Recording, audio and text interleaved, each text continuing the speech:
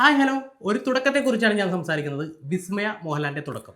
സത്യത്തിൽ ലാലേട്ടന്റെ മകൾ എന്നെടുത്ത് പറയാതിരിക്കാനാണ് എനിക്കിഷ്ടം. കാരണം എല്ലാവർക്കും അവരവരുടേതായിട്ടുള്ള ഒരു ഐഡന്റിറ്റി ഉണ്ടാക്കിയെടുക്കണം എന്നാണല്ലോ.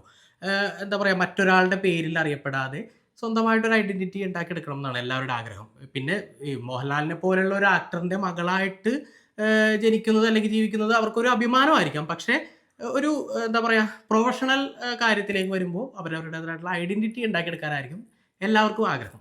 ഏഹ് അത് എനിക്കങ്ങനെ പറയാൻ തന്നെയാണ് ഇഷ്ടം. പക്ഷേ ഈ സിനിമയില് ഏഹ് മോഹൻലാൽ എന്ന് പറയുന്ന ഒരു മനുഷ്യന്റെ, ഒരു താരപദവിയുള്ള ഒരു ആക്ടറിന്റെ മകളായിട്ട് ഇൻട്രൊഡ്യൂസ് ചെയ്യാനായിട്ട് അവര് പല സ്ഥലത്തും ശ്രമിച്ചിട്ടുണ്ട്. ഒരു ബോധപൂർവമായിട്ടുള്ള ഒരു ശ്രമം അവര് നടത്തിയിട്ടുണ്ട്. അപ്പൊ പിന്നെ സ്വാഭാവികമായിട്ടും നമുക്കും പറയുന്നതിൽ തെറ്റില്ല. അപ്പോൾ ജൂഡ് ആന്റണി ജോസഫ് ഡയറക്ട് ചെയ്ത വിസ്മയ മോഹൻലാലിന്റെ തുടക്കത്തെക്കുറിച്ചാണ് നമ്മൾ സംസാരിക്കുന്നത്.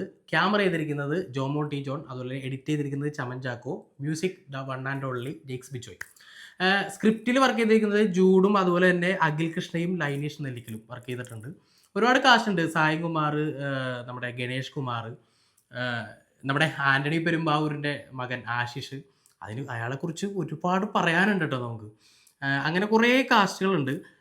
സിനിമ എങ്ങനെയുണ്ടെന്ന് ചോദിച്ചു കഴിഞ്ഞാൽ, ഒരു അത്രയും വലിയൊരു താരപദവിയുള്ള ഒരു ആളുടെ മകളുടെ ഒരു തുടക്കമായിട്ടാണ് എല്ലാവരും ആഘോഷിച്ചുകൊണ്ടിരിക്കുന്നത്.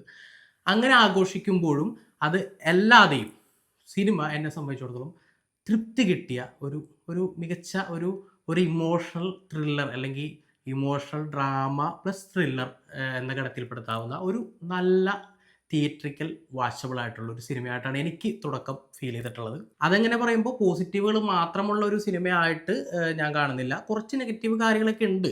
എനിക്ക് ഉൾക്കൊള്ളാൻ പറ്റാത്ത കുറേ കാര്യങ്ങളൊക്കെ ഉണ്ട്. അത് ഞാൻ ഇടയ്ക്ക് പറയാം. പക്ഷെ അത് സിനിമയെ വല്ലാതെ ബാധിക്കുന്നുണ്ടോ എന്ന് ചോദിച്ചു കഴിഞ്ഞാൽ ഇല്ല. പെർഫോമൻസിന്റെ കാര്യത്തിൽ പറയുകയാണെന്നുണ്ടെങ്കിൽ സ്വാഭാവികമായിട്ടും എല്ലാവരും വിസ്മയമായിരിക്കുമല്ലോ ഫോക്കസ് ചെയ്യുക. പക്ഷേ എന്നെ ഞെട്ടിച്ച പെർഫോമൻസ് എന്ന് പറയുന്നത് ആന്റണി പെരുമ്പാവൂരിന്റെ മകൻ ആശിഷിൻ്റെയാണ്. ആശിഷ് ജോ ആന്റണി. മച്ചാനെ ഇത് പോരളിയ എന്ന് ചോദിക്കണ പോലെ കിടുക്കാച്ചി പെർഫോമൻസ്. എനിക്ക് തോന്നുന്നത് ഈ സിനിമ ഇറങ്ങി ഇനിയിപ്പോൾ സംസാരിക്കാൻ പോകുന്നത് വിസ്മയോടൊപ്പം, അല്ലെങ്കിൽ ഒരു പക്ഷേ വിസ്മയേക്കാൾ കൂടുതൽ ഒരു പൊടിക്ക് മുകളിൽ സംസാരിക്കാൻ പോകുന്നത് ആശിഷ് ജോ ആന്റണിനെ കുറിച്ചായിരിക്കും. ഗംഭീരമായിട്ട് അദ്ദേഹം പെർഫോം ചെയ്തിട്ടുണ്ട്. സിനിമയിൽ അദ്ദേഹത്തിന് ഡയലോഗുകളില്ല. ഒരു ഡയലോഗ് മാത്രം ഒരു സിംഗിൾ സ്പേസിൽ അദ്ദേഹം പറയുന്നുള്ളൂ. ബാക്കി എല്ലാ സമയത്തും അദ്ദേഹത്തിൻ്റെ കണ്ണുകളും മുഖഭാവങ്ങളും ഒരു വേറെ തരം പരിപാടിയാണ് പുള്ളി ചെയ്തിട്ടുള്ളത്. നിങ്ങൾ തിയേറ്ററിൽ കണ്ട് എക്സ്പീരിയൻസ് ചെയ്യണം. വിസ്മയ മോഹൻലാലിൻ്റെ പെർഫോമൻസ് കാണാൻ പോയിട്ട് ഒരു എക്സ്ട്രാ പരിപാടി, അല്ലെങ്കിൽ അതിന് മുകളിൽ നിൽക്കുന്ന ഒരു പെർഫോമൻസ് ആണ് ആശിഷ് നമുക്ക് തന്നിട്ടുള്ളത്. അത് ഒരുപാട് ചർച്ചയാവും, അത് ഉറപ്പാണ്. പിന്നെ എന്താ പറയുക, സായി കുമാറിൻ്റെ പെർഫോമൻസ് വിസ്മയുടെ അച്ഛനായിട്ടാണ് വന്നത്. ഗംഭീരമായിട്ട് അദ്ദേഹം ചെയ്തിട്ടുണ്ട് ഫുൾ പരിപാടി. പിന്നെ മനോജ് കെ ജയൻ ഒരു ക്യാരക്ടർ ചെയ്യുന്നു, ജാഫർ ഇടുക്കി. അങ്ങനെ ഒരുപാട് പേര് നല്ല പെർഫോമൻസ്, കാസ്റ്റിംഗ് ഒക്കെ കിടിലനായിരുന്നു. പിന്നെ എടുത്തു പറയേണ്ടത് ജെയ്ക്സ് ബിജോയുടെ മ്യൂസിക്കാണ്. കിട്ടുക്കനായിട്ട് ചെയ്തിട്ടുണ്ട്. അറിയാലോ, ജെയ്ക്സ് ബിജോയ് തൊടുന്നതെല്ലാം അദ്ദേഹം കിട്ടിലനായിട്ട് പ്ലേസ് ചെയ്യുന്ന ഒരാളാണ്. ഫൈറ്റ് സീക്വൻസിൻ്റെ സമയത്തൊക്കെ പുള്ളി ചെയ്തേക്കുന്ന ഒരു വോക്കലോട് കൂടിയ ഒരു ബാക്ക്ഗ്രൗണ്ട് സ്കോർ ഉണ്ട്, പൊളിയായിട്ടുണ്ട്. പ്രത്യേകിച്ച് ക്ലൈമാക്സിനോട് അടുക്ക പിടിച്ചുള്ള ഒരു ഫൈറ്റിൽ കിടിലനായിട്ട് ചെയ്തിട്ടുണ്ട്. പിന്നെ ലാലേട്ടൻ ഒബ്വിയസ്ലി എല്ലാവർക്കും അറിയാമല്ലോ ലാലേട്ടൻ ഉണ്ടെന്നുള്ളത്. അതുപോലെ തന്നെ എടുത്തു പറയേണ്ട മറ്റൊരു പേര് നമ്മുടെ ബോബി കുര്യൻ്റെതാണ്. നമ്മുടെ പണി സിനിമയിലൊക്കെ അഭിനയിച്ച ആളുടെ. പുള്ളി എന്തുകൊണ്ടാണ് മലയാള സിനിമയിലേക്ക് എൻട്രി കിട്ടാൻ വൈകിയതെന്നാണ് ഞാൻ ആലോചിക്കുന്നത്. കിട്ടിയതിനായിട്ട് പുള്ളി പെർഫോം ചെയ്യുന്നുണ്ട്. എനിക്ക് തോന്നുന്നു ആ ഒരു പണി എന്ന് പറയുന്ന സിനിമയിൽ ചെയ്തേക്കുന്ന ഒരു ക്യാരക്ടറിൻ്റെ ഒരു മീറ്ററൊക്കെ തന്നെയാണ് ഇതിനകത്തും കിട്ടില്ലായിട്ട് പുള്ളി ചെയ്തിട്ടുണ്ട്. ഉള്ള ക്യാരക്ടർ അടിപൊളിയായിട്ട് ചെയ്തിട്ടുണ്ട്. പിന്നെ എടുത്തു പറയേണ്ട മറ്റൊരു പോസിറ്റീവ് ചമൻ ചാക്കോൻ്റെ എഡിറ്റിങ്.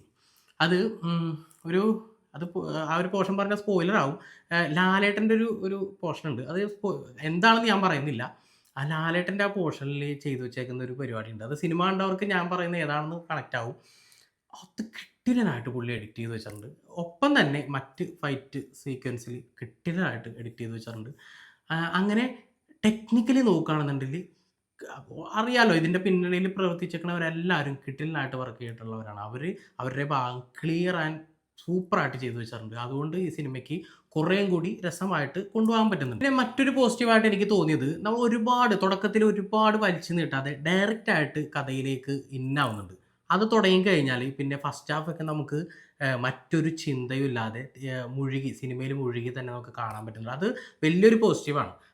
പ്രത്യേകിച്ച് പല സിനിമകൾക്കും നമ്മൾ ഫസ്റ്റ് ഹാഫിൽ കുറേ പേരെ കഥാപാത്രങ്ങളൊക്കെ ഇൻട്രൊഡ്യൂസ് ചെയ്ത് അവരുടെ പരിസരം ഇൻട്രൊഡ്യൂസ് ചെയ്ത് പശ്ചാത്തലമൊക്കെ ഇൻട്രൊഡ്യൂസ് ചെയ്ത് വരുമ്പോൾ തന്നെ കുറേ അങ്ങോട്ട് വലിയാറാണ് പതിവ്. പക്ഷെ ഇത് ഡയറക്റ്റ് ആയിട്ട് കയറുന്നതാണ്. അത് ജൂഡിൻ്റെ പല സിനിമകളും എടുത്ത് നോക്കിക്കഴിഞ്ഞാൽ അങ്ങനെ ഒരു ഒരു ഒരു പ്രത്യേകത കൂടി ഉണ്ട്. അത് അയാൾക്കൊരു ഒരു മാജിക്കാണ്. പെട്ടെന്ന് കഥയിലേക്ക് ഇന്നാവുന്ന ഒരു പരിപാടിയുണ്ട്. അതെന്തായാലും നല്ലൊരു പോസിറ്റീവായിട്ടാണ്. പ്രത്യേകിച്ച് ഫസ്റ്റ് ഹാഫിൽ എനിക്കങ്ങനെ വേറെ ചിന്തകളൊന്നും ഇല്ലാതെ സിനിമയിൽ മുഴുകി തന്നെ കാണാൻ പറ്റി. എനിക്ക് ഫസ്റ്റ് ഹാഫ് കുറേയും കൂടി നല്ല മിസ്റ്ററിയസ് ഫീൽ കൊടുത്തിട്ടുണ്ട്. അതൊരു ത്രില്ലിംഗ് മൊമെൻ്റൊക്കെ അവിടെ വരുന്നുണ്ട്. അപ്പോൾ തന്നെ എന്താ പറയുക, സ്ക്രിപ്റ്റിൽ കൊടുത്തിട്ടുള്ള കുറച്ച് ഇമോഷൻ പരിപാടികളും വർക്കാവുന്നുണ്ട്. അപ്പോൾ ഈ ഇമോഷനും ത്രില്ലും വർക്കാവുമ്പോൾ തന്നെ സിനിമ കുറേ പകുതിയോളം വിജയിച്ചു എന്ന് തന്നെ പറയാം. പിന്നെ ഫൈറ്റ് പരിപാടികൾ അതും കൂടി വന്നു കഴിയുമ്പോഴത്തേക്കും സിനിമ ഓൾമോസ്റ്റ് ഒരു സിനിമ കണ്ടിറങ്ങുന്ന ഒരു പ്രേക്ഷകന് തൃപ്തിയാവുന്ന രീതിയിൽ തന്നെയാണ് അവർ ചെയ്തിട്ടുള്ളത്. പക്ഷേ എനിക്ക് തോന്നിയൊരു കാര്യം, നെഗറ്റീവായിട്ട് എനിക്ക് തോന്നിയത് ഫോഴ്സ്ഫുള്ളായിട്ട് കുറേ പരിപാടികൾ ചെയ്തതായിട്ട് എനിക്ക് തോന്നിയിട്ടുണ്ട്. പിന്നെ ഈ ജൂഡിനെ നമ്മളിങ്ങനെ പറയുമ്പോൾ ജൂഡിൻ്റെ സിനിമകളിലെ ഒരു പ്രത്യേകത എനിക്ക് തോന്നിയിട്ടുള്ളത്, ചില സ്ഥലത്ത് കുറച്ച് ക്രിഞ്ചും ക്ലീശയും പരിപാടികൾ ഉണ്ടാവും. അത് ഇതിനകത്തുണ്ട്. എനിക്ക് പല സ്ഥലത്തും അങ്ങനെ അങ്ങനെ ഡയലോഗ്സിലൊക്കെ ഭയങ്കര ഒരു സാധാരണയായി പോവേണ്ട കുറച്ച് ഡയലോഗ്സിനെ അവർ ഭയങ്കര ക്രിഞ്ച് ആൻഡ് ക്ലീശയായിട്ട് എഴുതി വെച്ചിട്ടുണ്ട്. അത് എഴുത്തിലൊരു പ്രശ്നമാണ്. അത് ഒരു പക്ഷേ ആക്ടേഴ്സിനെ കുറച്ചുകൂടി ഫ്രീ ആയിട്ട് വിട്ടിരുന്നെങ്കിൽ അവർ ആ സിറ്റുവേഷൻ അനുസരിച്ച് ബിഹേവ് ചെയ്യുമായിരുന്നു എന്ന് എനിക്ക് തോന്നുന്നു. എനിക്കറിയില്ല എങ്ങനെയാണെന്ന് ജൂഡിൻ്റെ ഒരു ഷൂട്ടിംഗ് പരിപാടി.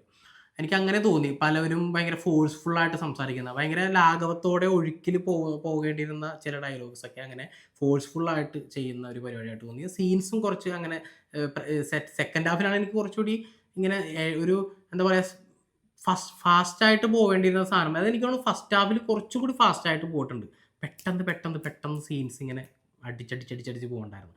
അപ്പോൾ അതുകൊണ്ട് തന്നെ സെക്കൻഡ് ഹാഫിലേക്ക് വന്നപ്പോൾ ചില സാധനങ്ങളൊക്കെ ഇങ്ങനെ കുറച്ചൊന്ന് വലിയുന്ന പോലെ എനിക്ക് തോന്നി. അനാവശ്യമായിട്ട് കുറച്ച് സാധനങ്ങൾ ഇമ്പോർട്ടൻ്റ് ആയിട്ടുള്ള ഒരു സിറ്റുവേഷൻ ക്രിയേറ്റ് ചെയ്യുന്നുണ്ട്. ആ ക്രിയേറ്റ് ചെയ്തേക്കുന്ന സിറ്റുവേഷനെ കട്ട് ചെയ്യാതെ കുറച്ചൊന്ന് ലെങ്തി ആക്കിയിട്ടാണ് അവർ കട്ട് ചെയ്തേക്കുന്നത്. അത് എഡിറ്ററിൻ്റെ കുഴപ്പമായിട്ടല്ല, എനിക്ക് തോന്നുന്നത് ഡയറക്ടറിൻ്റെ അതൊരു വിഷൻ ആയിരിക്കുമല്ലോ സ്വാഭാവികമായിട്ടും. അതെനിക്ക് ഇത്തിരി കുറച്ച് വലിച്ചിലായിട്ട് എനിക്ക് തോന്നിയിട്ടുണ്ട്. അങ്ങനെ കുറച്ച് നെഗറ്റീവ് കാര്യങ്ങൾ ഒഴിച്ചു നിർത്തി കഴിഞ്ഞാൽ ടോട്ടലി ഞാൻ തുടക്കം പറഞ്ഞ പോലെ തുടക്കം എന്ന് പറയുന്ന ഒരു സിനിമയെ വളരെ പോസിറ്റീവായിട്ട് തന്നെ കാണാം. പിന്നെ ലാലേട്ടൻ്റെ പെർഫോമൻസിനെ കുറിച്ച് പറയുകയാണെന്നുണ്ടെങ്കിൽ ഒരു 5 മിനിറ്റ് പരിപാടികളൊക്കെ ഉള്ളൂ. പക്ഷേ ഉള്ളത് അടിപൊളിയായിട്ട് വന്നിട്ടുണ്ട്. നമുക്ക് ആ ഒരു ഭയങ്കര ഗ്രേസ്ഫുൾ പരിപാടികളായിട്ട് ഭയങ്കര അറിയാലോ ഒരു ഓറ ഫീൽ ചെയ്യുന്ന പരിപാടി. അത് വിസ്മയും മോഹൻലാലും തമ്മിലുള്ള ഒരു പരിപാടികളൊക്കെ നന്നായിട്ട് തന്നെ വർക്ക് ചെയ്തിട്ടുണ്ട്. പിന്നെ എനിക്ക് തോന്നിയത് കുറച്ചുകൂടി പോസിറ്റീവായിട്ട് തോന്നിയത് ലാലേട്ടൻ്റെ ഡയലോഗ് ഡെലിവറി ഇതിൽ കുറേയും കൂടി രസമായിട്ടുണ്ട്. അതിൽ ഒരു പോയിന്റിൽ വിസ്മയും ലാലേട്ടനും കൂടി ഒരു കോഫി ഷോപ്പിൽ ഇരിക്കുന്ന സമയത്തുള്ള ഒരു കോൺവെർസേഷൻ്റെ അവസാന പോർഷൻ അത് ഫോഴ്സ്ഫുള്ളി എഴുതി ചേർത്തതാണ്. സത്യത്തിൽ ഫോഴ്സ്ഫുള്ളി എഴുതി ചേർത്താണ്. പക്ഷേ നമുക്കത് കാണുമ്പോൾ ഒരു രസമൊക്കെ തോന്നും. പിന്നെ മാർഷൽ ആർട്സിൻ്റെ ഒരു പ്രാധാന്യത്തെ പറ്റിയും അതിൻ്റെ കുറേ കാര്യങ്ങളൊക്കെ ടെക്നിക്കൽ കുറച്ച് പരിപാടികളൊക്കെ പറഞ്ഞു പോകുന്നുണ്ട്. വിസ്മയുടെ പെർഫോമൻസിനെ കുറിച്ച് പറയുകയാണെന്നുണ്ടെങ്കിൽ ഫുൾ പോസിറ്റീവായിട്ട് എനിക്ക് തോന്നിയിട്ടില്ല.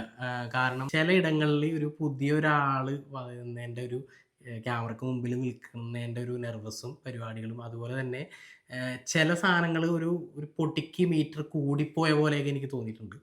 അതൊരു വലിയ നെഗറ്റീവാണെന്ന് ചോദിച്ചു കഴിഞ്ഞാൽ എനിക്കതൊരു കല്ലുകടിയായിട്ട് തന്നെ ഫീൽ ചെയ്തിട്ടുണ്ട്, സത്യമാണ്. പക്ഷേ ഓൾ ഓവർ നോക്കുമ്പോൾ വിസ്മയുടെ പെർഫോമൻസ് അടിപൊളിയായിട്ടാണ് വന്നിട്ട്. കാരണം കുറച്ച് ആരോഗ്യപരമായിട്ട് ചെയ്യേണ്ട കുറച്ച് പരിപാടികളൊക്കെ ഉള്ളത് കൊണ്ടും കൂടി പരിപാടികൾ അടിപൊളിയായിട്ട് വന്നിട്ടുണ്ട്.